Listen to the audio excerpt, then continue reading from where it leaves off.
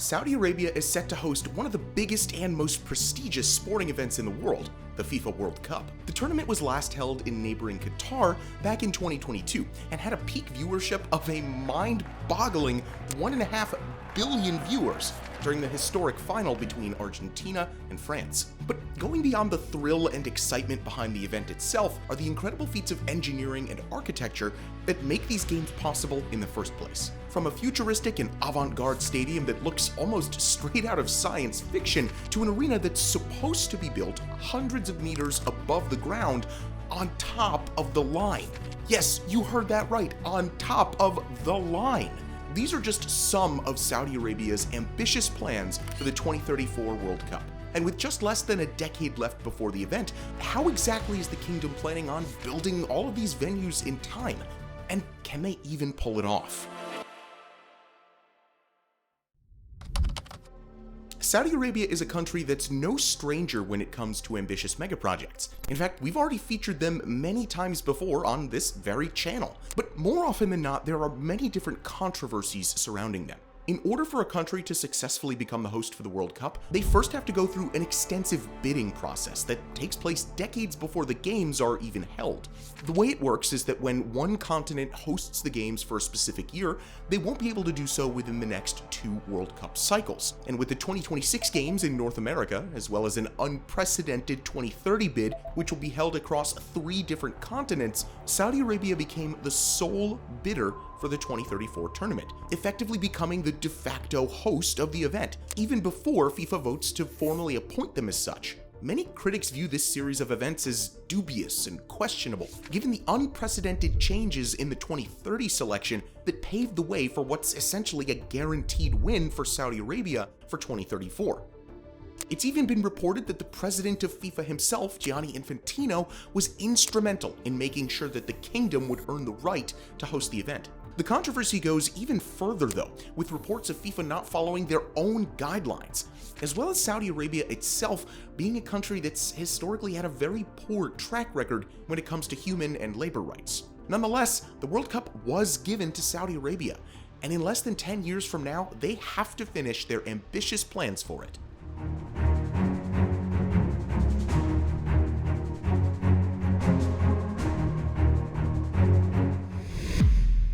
The 2034 World Cup will be held in 15 stadiums across 5 different cities throughout the country. Of these 15 stadiums, 11 are going to be built from the ground up, while the remaining 4 are either being completely renovated or temporarily upgraded in order to meet FIFA standards. If you look at a map of all the venues for the event, you can pretty clearly see that there was an attempt, at least, to bring the prestigious games outside of just the major population centers like Riyadh or Jeddah. One of these relatively smaller cities, which will be hosting some of the matches, is the city of Abha, located in southwestern Saudi Arabia. The city was chosen largely because of the already existing King Khalid University Stadium. Other than that, Abha also has its own international airport, which is easily accessible from both the city center and the stadium itself. The venue is currently planned to be refurbished in order to increase its capacity to 45,000. Work on this upgrade is set to begin in 2030, and it's expected to be completed by 2032. Once the World Cup is over, the venue will continue to be used by the university and local community, just like before the tournament. Now, moving over to the complete opposite side of the country is the city of Khobar, located along the coast of the Persian Gulf. Unlike the city of Abha, the stadium in Khobar is being built completely from scratch. This is the Aramco Stadium, a 46,000 capacity venue which will be located in the middle of the city. One probable reason for this location being chosen as one of the host cities for the event is its proximity to the biggest airport in the world, at least in terms of surface area. The city itself is also easily accessible from Saudi Arabia's capital, Riyadh, via the Dammam railway station.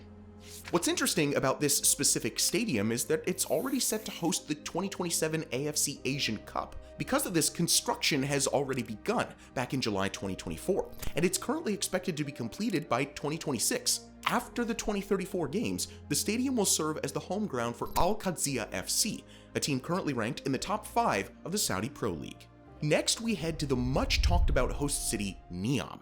Before we show you this insane stadium on top of the line, we quickly want to thank today's sponsor, MyHeritage. You're probably somewhat familiar with this. Most of us know our parents and grandparents very well, but go back a few generations and things start to get really blurry. That's where MyHeritage comes in. To give you a better idea, Freddie from our team used MyHeritage to fill out his family tree. Luckily, Freddie had an old book from his grandma, which helped him trace his family tree all the way back to 1750. And with MyHeritage, some fascinating documents came to light. For example, take this newspaper article where Freddie's, wait for it, great-great-great-great-grandfather is mentioned by name. Beyond that article, other documents popped up, and even more relatives that Freddie had no idea even existed. For instance, we found out that his great-great-grandfather had a sister, and we were able to add her to his family tree thanks to MyHeritage. You can also add photos, like this picture of Freddie's great-great-great-grandmother. And here's the cool part, MyHeritage can bring those old family photos to life. You can turn black and white pictures into colorful ones, or even wilder, animate them. I gotta admit, that one's a little bit spooky, but hey, whatever works. With over 90 million users, MyHeritage is the leading service for family history. You'll have access to more than 28 billion records, including photos, newspaper articles, documents, and much more. If you want to try it out for yourself, you can test out MyHeritage for free for 14 days using the first link in the description or the QR code on the screen right here. And hey, if you find out that you're secretly descended from royalty, be sure to let us know in the comments. Maybe you can sponsor our next video. Anyways, big thanks to MyHeritage for supporting this video, and now let's get back to Saudi Arabia's stadium in NEOM. Okay, so the only information that we know so far is that the NEOM Stadium is supposed to have a similar capacity to the others, while being situated 350 meters above the ground on top of the line. I know, that sounds impossible to do, especially considering the current status of the line itself. If this venue were ever to be built, it would obviously become the highest stadium in the world.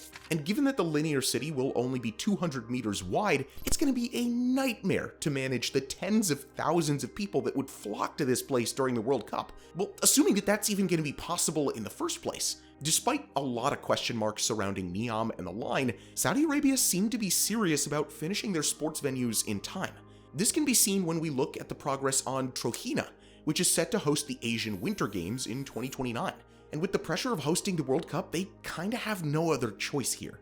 We now take a look at the historic city of Jeddah by the Red Sea coast. The plan is to construct 3 brand new stadiums here and upgrade the existing King Abdullah Sports City Stadium to meet FIFA standards. A few kilometers to the north of the city will be the similarly named King Abdullah Economic City Stadium, a brand new stadium that will serve as the centerpiece of a special economic zone that's continuously been built up over the past 2 decades. The stadium will begin construction in 2027, and it's supposed to open its doors 5 years later.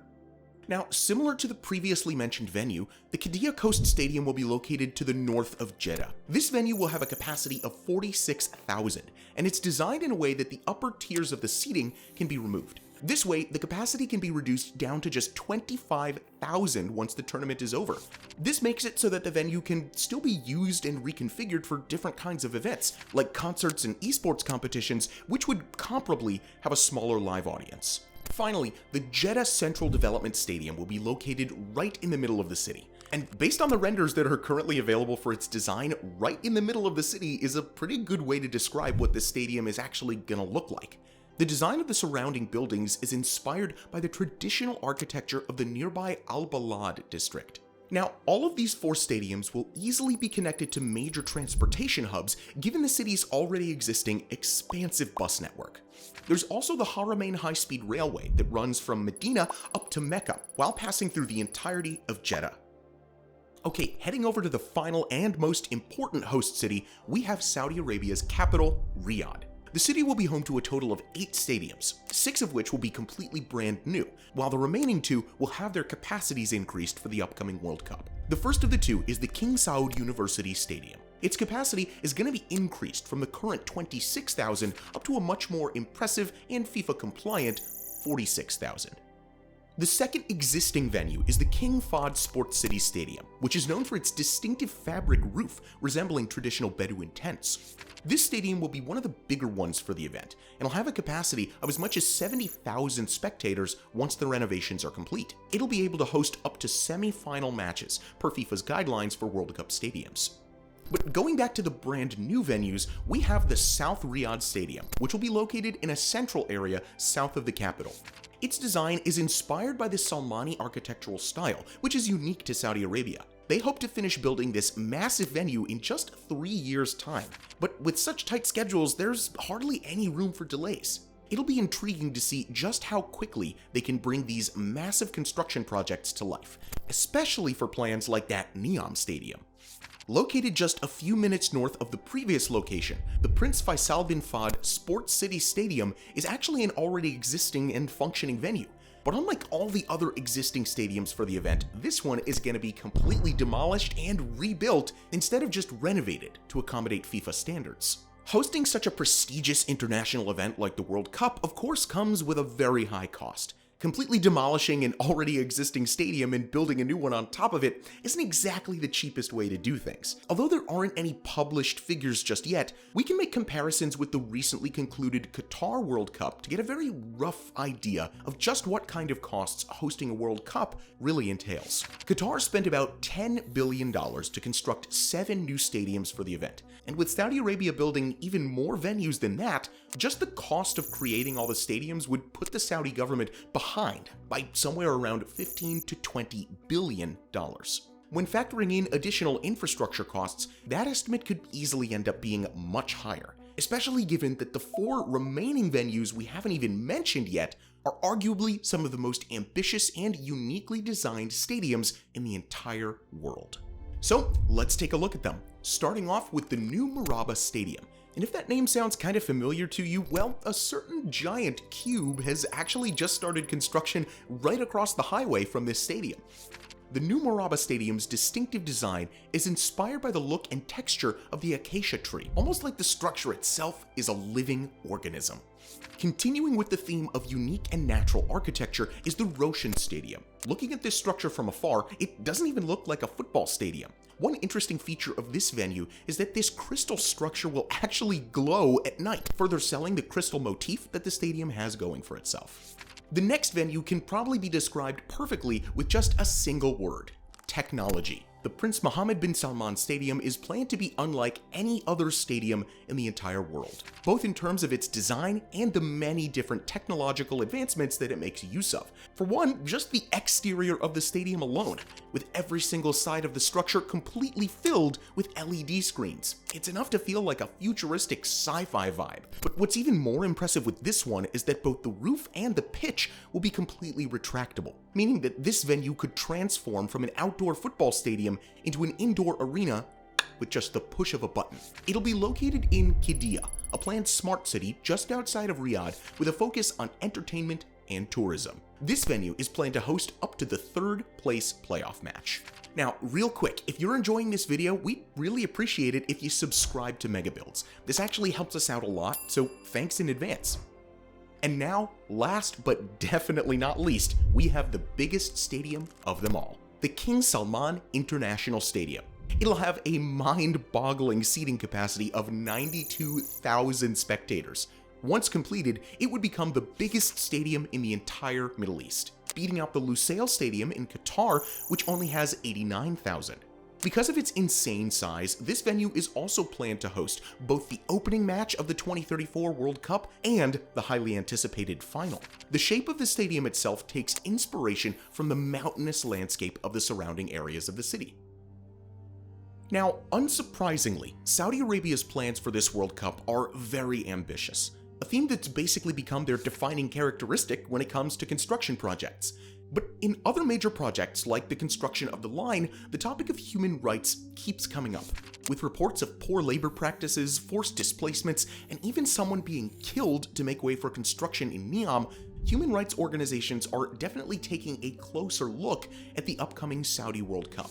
Additionally, concerns about the treatment of migrant workers, women, and LGBTQ+ individuals are already being raised. Just a month before FIFA formally votes on Saudi Arabia's bid, Amnesty International even called on the federation to halt the bid entirely, citing human rights concerns. With this international event, they now have a chance to show that they can improve on their practices. Whether they'll actually use it, only time will tell. But what's your take on this upcoming event? We're actually pretty curious to hear your opinions on that, so let us know your thoughts in the comments down below. And if you want to discover more about your family's history, make sure to try MyHeritage. Just use our link or scan this QR code to enjoy a 14-day free trial. Thank you so much for watching, and as always, we'll see you in the next video.